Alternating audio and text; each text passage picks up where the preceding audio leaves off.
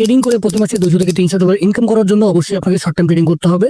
এখন আমরা যে শর্ট টাইম ট্রেডিং করি সেটা অবশ্যই ভুলভাবে করি, কারণ আমরা জানি যে প্রতিদিন যে ট্রেডটাকে করা হয় সেটাই হলো শর্ট টাইম ট্রেডিং। কিন্তু না, শর্ট টাইম ট্রেডিং 7 দিনের জন্য করা হয়, 10 দিনের জন্য করা হয়, 15 দিনের জন্য করা হয়।